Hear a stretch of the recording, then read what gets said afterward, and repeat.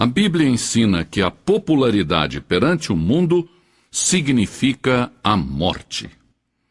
As ferramentas mais eficazes de Satanás são a conformidade e o comprometimento. Ele sabe que um homem plantado no meio de um povo pagão é capaz de fazer com que muitas pessoas se voltem para Deus e declarem: porque não me envergonho do Evangelho de Cristo, que é o poder de Deus para a salvação de todo aquele que crê. Romanos 1,16. As palavras do apóstolo Paulo, já não vivo de acordo com as regras deste mundo, pesam e significam muito para nós hoje em dia. Como espada afiada, estas palavras cortam, expondo o nosso modo de viver. Não são palavras amáveis, são ordens com tom de batalha. Separam os débeis dos fortes. Mas são palavras que inspiram e necessitamos escutá-las ainda hoje. Primeiro, não moldemos nossas mentes segundo este mundo, de acordo com a sua propaganda, a sua conversação, a sua filosofia.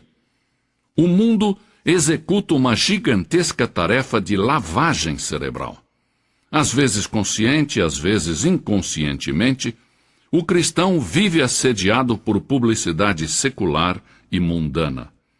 Anúncios que proclamam que o homem elegante prefere tal marca de uísque, dando a entender que os que não bebem uísque não são pessoas de bom gosto.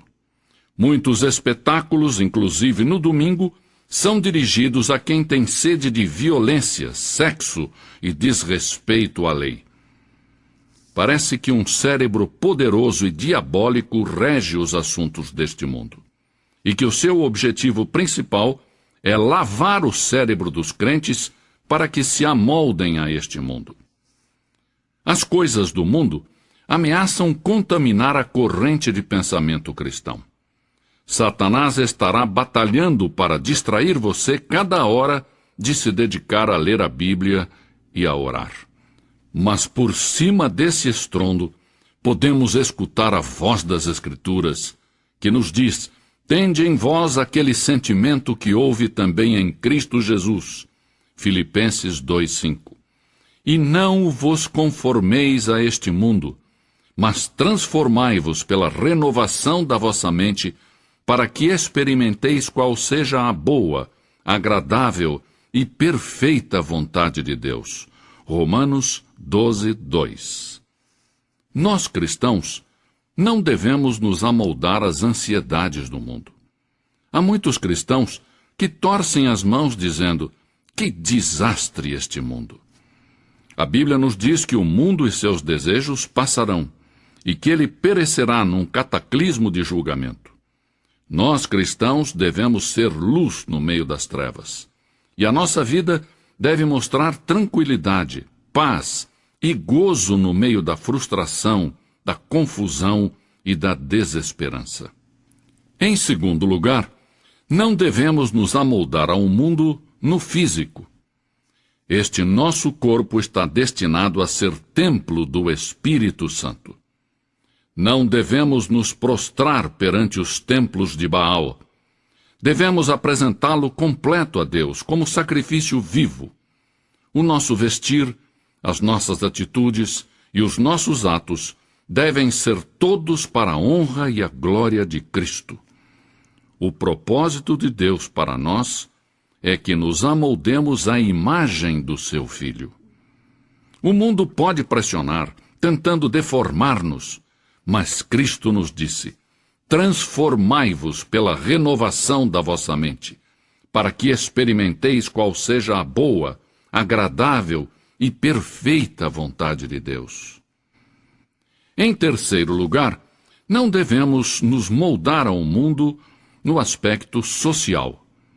O mundo tenta nos absorver, metendo-nos em sua sociedade secular e moldando-nos à sua imagem mundana. Mas Cristo nos estimula a não nos ajustarmos a esses critérios. Disse sobre os que creem nele: eles não são do mundo, assim como eu não sou do mundo. João 17:16. Uma grande parte da nossa conversação é mundana e não espiritual. É fácil copiar os hábitos do mundo e passar as noites falando de política, de esportes, modelos de automóveis ou espetáculos da moda. Muitas vezes, esquecemos que acerca da santa conversação devemos edificar-nos uns aos outros e que devemos ocupar-nos das coisas celestiais e não exclusivamente das terrestres. É certo que Jesus comeu com publicanos e pecadores, mas ele não se deixou ser absorvido e moldado pelo grupo. Ao contrário, ele aproveitou cada oportunidade para apresentar a verdade espiritual e levar as almas da morte para a vida.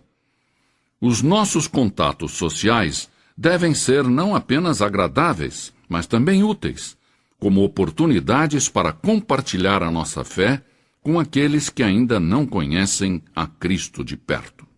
Em quarto e último lugar, não devemos nos moldar ao mundo quanto ao aspecto espiritual.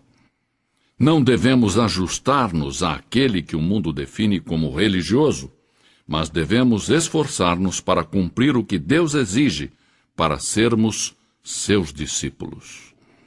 Nos tempos de Isaías, nenhuma nação era tão religiosa quanto Israel. O templo, estava sempre cheio. O sangue dos sacrifícios fluía no altar. O povo observava estritamente as festas religiosas, e na casa de Deus ressoavam as orações. Mas o culto de Israel carecia de profundidade, de devoção genuína. A nação estava deteriorando a moral, apesar de que as multidões enchiam o templo. Pela boca de Isaías, Deus então disse: Não continueis a trazer ofertas vãs. O incenso é para mim abominação. As luas novas, os sábados e as convocações de assembleias, não posso suportar a iniquidade e o ajuntamento solene. Isaías 1:13. Logo, Isaías indicou ao povo como voltar a obter o favor de Deus. A este povo que era membro da igreja, a este povo que tinha sido educado de acordo com as formalidades das suas leis religiosas, mas que não vivia corretamente durante a semana. Isaías os advertiu acerca do castigo divino. Logo, disse-lhes como se purificar do seu pecado. Isaías disse: Lavai-vos, purificai-vos, tirai de diante dos meus olhos a maldade dos vossos atos. Cessai de fazer o mal. Vinde, pois, e arrazoemos, diz o Senhor. Ainda que os vossos pecados são como a escarlata, eles se tornarão brancos como a neve. Ainda que são vermelhos como o carmesim, tornar-se-ão como a lã branca. Isaías 1:16-18. Há milhares de pessoas que não se entregam a Jesus Cristo porque se moldaram ao mundo. Temem ser chamados de fanáticos ou de puritanos.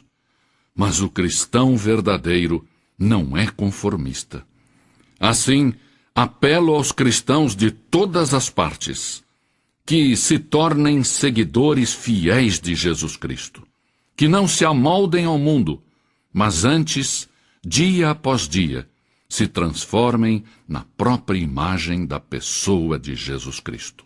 Disse Jesus: Quem não leva a sua cruz e não me segue, não pode ser meu discípulo. Pois qual de vós, querendo edificar uma torre, não se senta primeiro a calcular os gastos para ver se tem com o que acabar?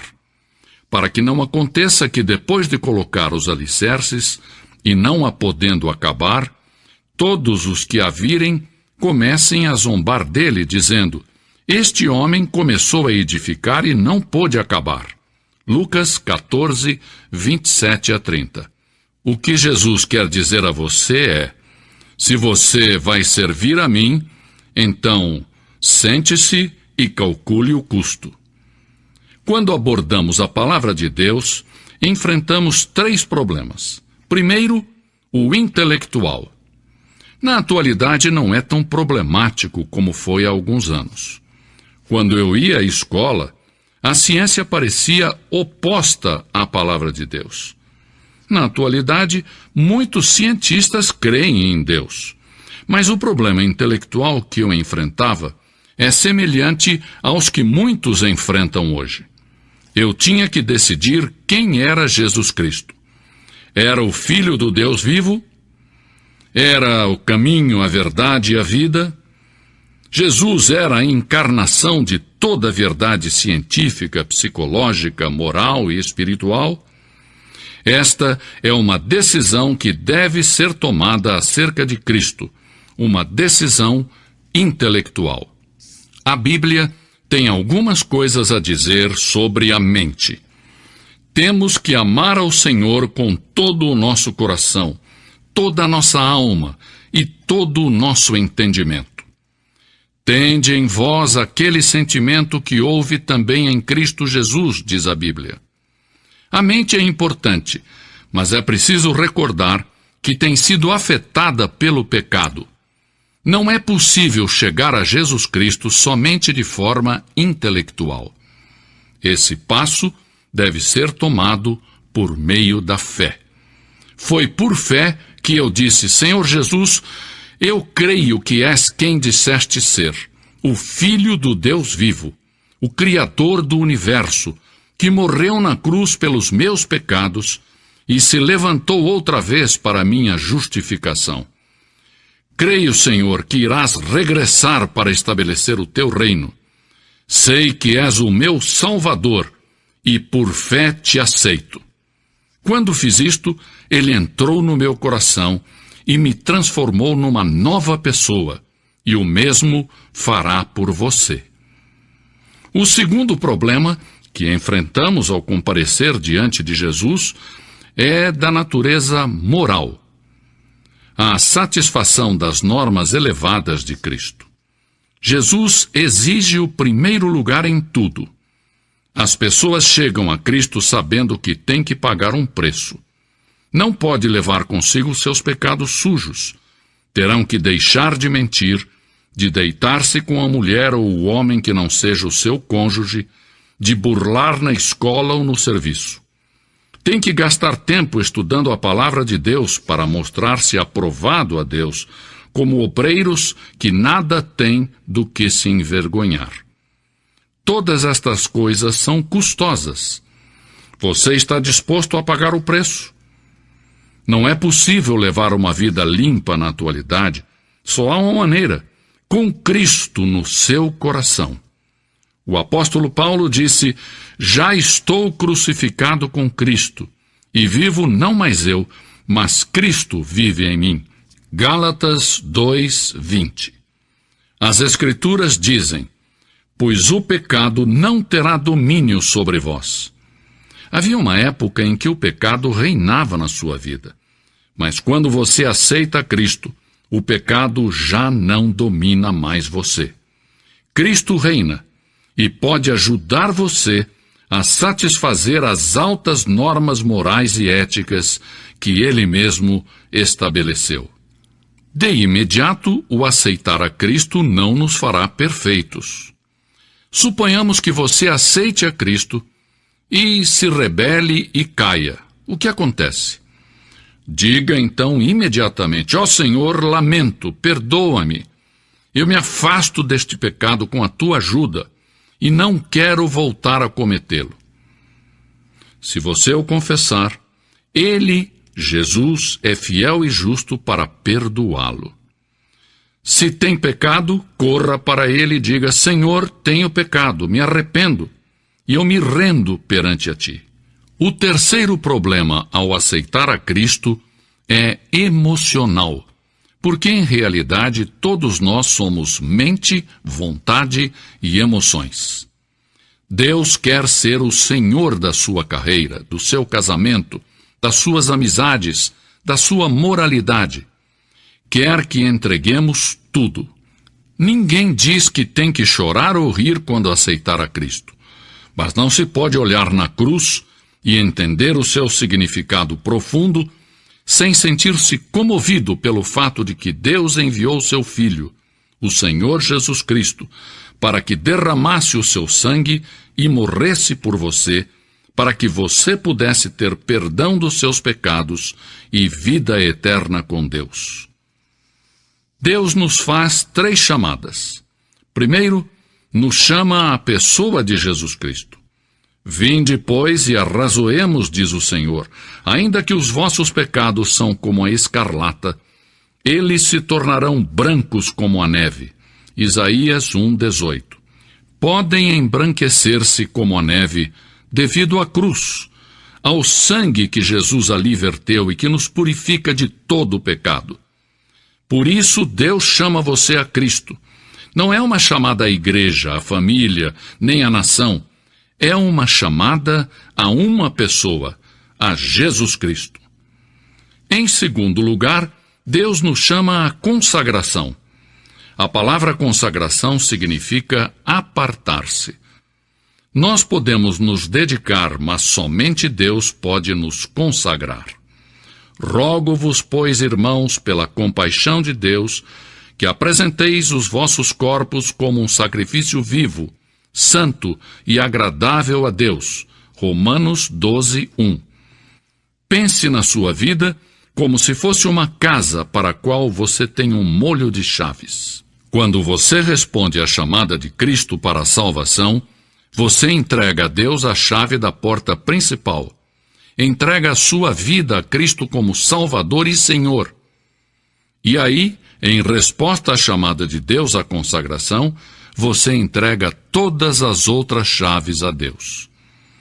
Para uma mãe ou um pai, isso significa entregar o seu bebê a Deus. Para um negociante, isso quer dizer entregar a Deus as chaves da sua empresa. Para um estudante, implica em entregar a Deus as chaves da sua educação e sucessivamente dar a Deus as chaves dos seus romances, do seu futuro casamento. Cristo torna-se Senhor de toda a sua vida.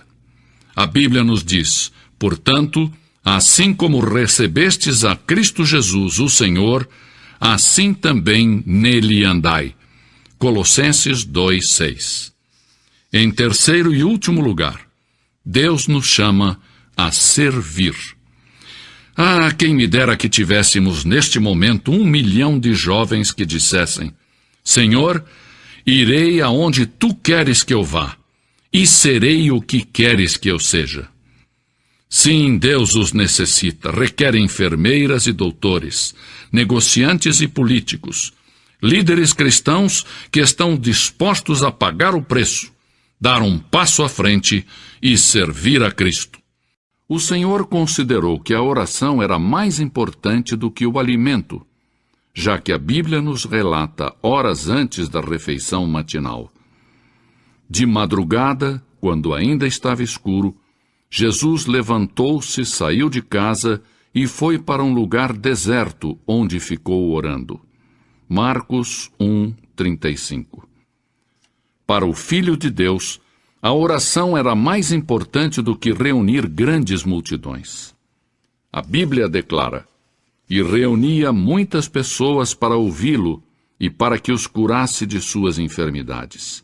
Porém, ele se recolhia em lugares desertos e orava. As horas preciosas de companheirismo que ele desfrutava com seu Pai Celestial significavam muito mais para o nosso Salvador do que o sono. E sabemos disso porque a Bíblia nos diz: num daqueles dias, Jesus saiu para o monte a fim de orar e passou a noite orando a Deus. Lucas 6:12.